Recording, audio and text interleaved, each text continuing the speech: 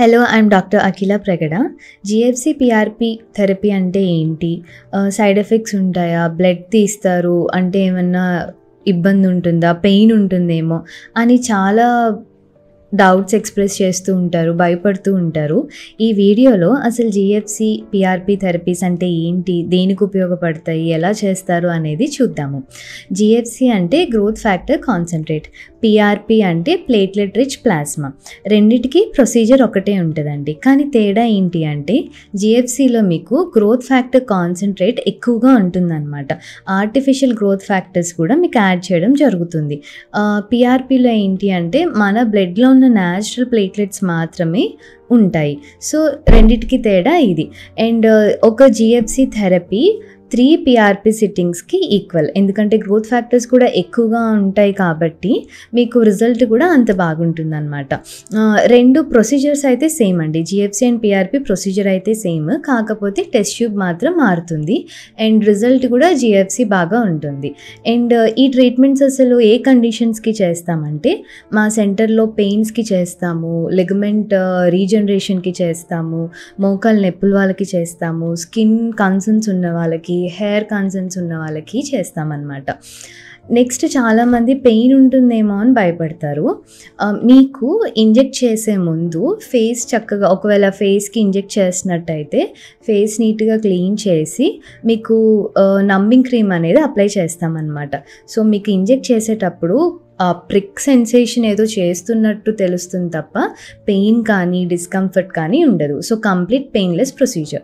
హెయిర్కి ఇంజెక్షన్స్ చేసే ముందు స్ప్రే ఉంటుంది, నమ్మింగ్ స్ప్రే అప్లై చేసి ఒక 20 మినిట్స్ ఆగి తర్వాత ఇంజెక్ట్ చేయడం జరుగుతుంది. GFC and PRP therapy process ఏంటి అంటే 10 ml కానీ 20 ml కానీ మీ బ్లడ్ డ్రా చేస్తారు. చేసిన తర్వాత టెస్ట్ ట్యూబ్స్లో వేసి అది సెంట్రిఫ్యూజ్ మెషిన్లో పెట్టి ఒక 10 to 20 మినిట్స్ రన్ చేసి ఆ టెస్ట్ ట్యూబ్స్లో కలెక్ట్ అయిన సీరమ్ ఇంజెక్షన్స్లోకి లోడ్ చేసి మీకు ఇంజెక్ట్ చేయడం జరుగుతుంది అనమాట. సో ఇది ప్రొసీజర్. సైడ్ ఎఫెక్ట్స్ ఉండవు, completely safe and painless. Next, ఎవరు ట్రీట్మెంట్ చేయించుకోవచ్చు, ఎవరు చేయించుకోకూడదు అంటే బ్లడ్ ఇన్ఫెక్షన్స్ ఉన్న, ప్రీవియస్ హిస్టరీ ఆఫ్ ఇన్ఫెక్షన్స్ కానీ ఇన్ఫ్లమేషన్ కానీ ఉంటే ఒకసారి మీరు మార్కర్స్ అన్నీ చెక్ చేయించుకొని తర్వాత ప్రొసీజర్కి ప్రొసీడ్ అవ్వడం ఇంపార్టెంట్. ఎనిమిక్గా ఉన్నా, ఐరన్ లెవెల్స్ తక్కువ ఉన్నా కానీ దానికి ఫస్ట్ ట్రీట్మెంట్ చేసి సప్లిమెంటేషన్ పెట్టి తర్వాత ట్రీట్మెంట్స్ చేస్తామన్నమాట. జిఎఫ్సి పిఆర్పి అప్పుడు చేస్తాం. అపార్ట్ ఫ్రమ్ దిస్ అందరూ ట్రీట్మెంట్స్ చేయించుకోవచ్చు. జిఎఫ్సి అండ్ పిఆర్పికి సూటబులే, సైడ్ ఎఫెక్ట్స్ ఉండవు. 20 years నుంచి ఏ ఏజ్ వరకు అయినా ట్రీట్మెంట్స్ అనేవి చేయించుకోవచ్చు. మరి అసలు ఈ ట్రీట్మెంట్స్కి ఉపయోగాలు ఏంటి అంటే ఫస్ట్ స్కిన్ అండ్ హెయిర్ గురించి తెలుసుకుందాము. స్కిన్కి మచ్చలున్నా, మొటిమలు మానిన తర్వాత యాక్నే స్కార్స్ పడిన, పిగ్మెంటేషన్, మెలాస్మా, ముఖ్యంగా ఫైన్ లైన్స్, వ్రింకిల్స్, అలానే ఓపెన్ పోర్స్ అనేవి పెద్దగా ఎక్కువగా కనిపిస్తూ ఉంటాయి, పిట్స్లా కనిపిస్తూ ఉంటాయి కదా, వాళ్ళకి ట్రీట్మెంట్ మిరాక్యులస్గా పనిచేస్తుందండి.